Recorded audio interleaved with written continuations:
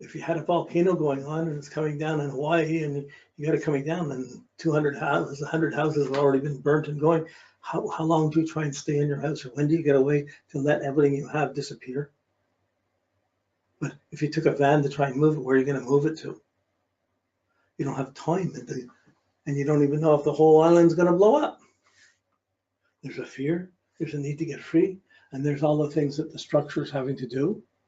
So the rules, the government's saying, no, everyone has to be evacuated. If you're not ready to evacuate, you got to fight. So Pluto's this confrontation over excitement. So bringing those two together, it brings a sense of freedom and excitement and fear and control and power struggles in the same place. And they would be there in that person. So they're not likely to be so quick to be free. They're more likely to be afraid of some of these freedoms. At the same time, circumstances in their life will come up where they have to probably break free. So any of the outer planets, Uranus, Neptune, Pluto, when they pile up and they hit a Venus or Mars or hit the personal planets, you have to be, it doesn't mean that everybody there has been abused, but there's an alertness that has to go off that there could have been some abuse early in life that affected an alternative way of looking at things. You can't say, oh, you've been abused in an early life. You can't tell someone that. You can ask questions. How was your early life? Was there any extreme shocks, or was there any extreme fears or violence? Did you get along with your parents, or did you feel you had to break away? You could ask questions like that. And these same power struggles can come up in being in an over-controlling marriage. I have to get away. I could die if I get away, or would I dare, or whatever. So you have control of Pluto, extremes, and excitement, wanting to be free there. And where's the loss? Where's the responsibility? It depends on how they break through. So usually you're having to have your Saturn well established to be able to deal with the shocks, the confusions, the adventures of Neptune, and the power struggles and controls of Pluto. Without defenses, they just come in and disrupt your life. So these are out in the world factors that are coming in and impinging on your personal world. You could be a happy shell just being on the side of the beach with the water there. It's coming along and you're just a happy shell enjoying it. And somebody picks you up inside, they want to take you home with a great shell, and you're stuck in your shell. You want freedom, but somebody's already picked it up and you're dying. So it's just a simple example. Like, they're extreme things, and they're also socially based that are coming in from Uranus, Neptune, and Pluto. These currents usually go through a generation, or are caused by parents, or by parents' relationship where they work, or if they had to move, or if they change languages, or it can be simple, but it's still difficult. You don't fit into them. These are things that don't fit into the norm. Well, there is no norm really. There's just people who've been able to live a defensive life, somewhat boring life, a long life, and avoid some of these disruptions. They all come in their own time. But you can play it out cautiously, or you can go and have your crazy adventures and take the cost as it comes. So when I'm talking outwardly, how does this affect personally? The same puzzle of what am I doing, where I'm going, is there in the person.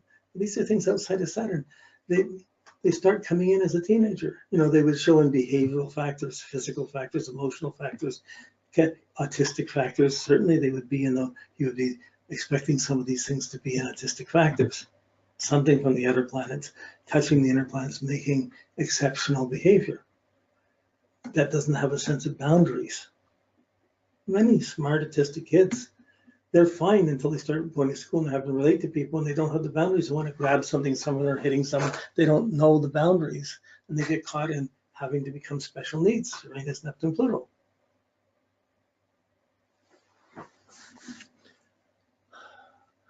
I'd like to be able to, it'd be nice to be able to put this Uranus, Neptune into an easy package. They don't. They have very unique energies, and they have their own way of undermining Saturn, or reaching, or tempting, or exciting, or confronting the personal planets. They bring excitement, romance, adventure, or fear. So we haven't dealt with romance and adventure or fear yet. We're really going to see these three outer planets as they touch inner planets. But as they touch the other, it's a social puzzle about that time in life, that place and time in life that's happening around them, that they're living within, like the kids of hippie parents in San Francisco. Okay, it's a crazy time. I knew one person They weren't married, they were living together, didn't matter. They were very happy, very in love. They had their kid, they were happy with it, but they didn't believe that rules, they felt they were messed up because of the rules of their parents. So they weren't going to ever tell their kids no. So they're trying to bring up their kids like that. So in front of them, their 2-year-old kid climbs up a ladder. They don't get up to tell him no to get him off. The kid falls off the ladder, smashes his skull and dies because the parents did nothing. Wow, they had a belief. It wasn't really responsible belief, but they were prepared to try and live it and find out. They found out.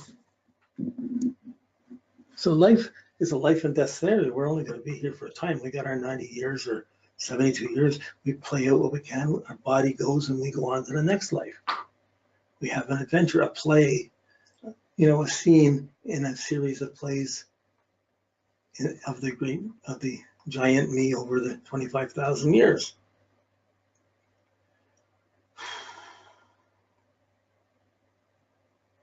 Yeah, that's about it. I'm going to leave it here.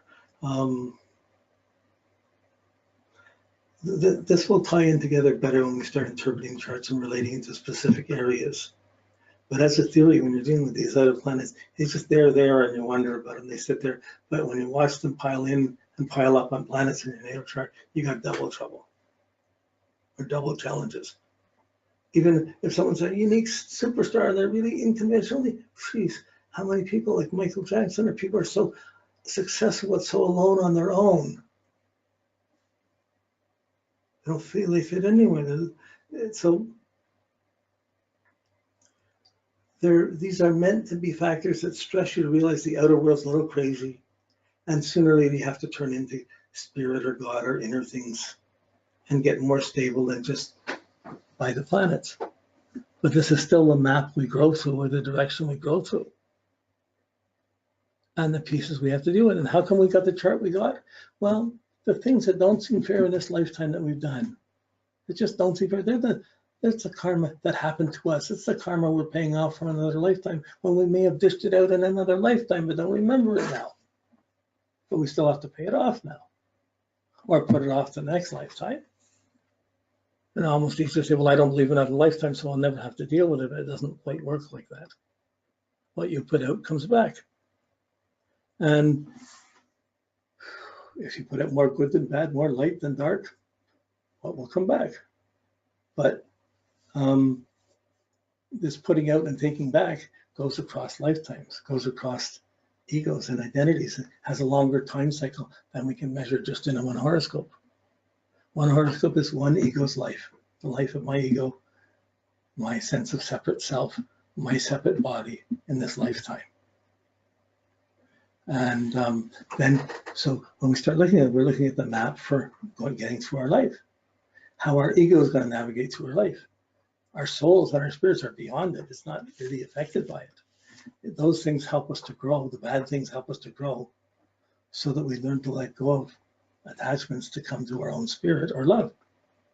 Really, if astrology doesn't help you get closer to love, what is it doing? Well, most people use it to get closer to a better job or a better relationship or a rich partner.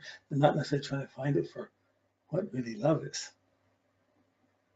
I'm rambling. Okay, I'll leave it here, and we're doing Neptune next week, the planet of vision, great dreams, big schemes, great sorrows, dependencies, guilts, complexes, and we'll see how that's affecting what aspects that's coming into our lives.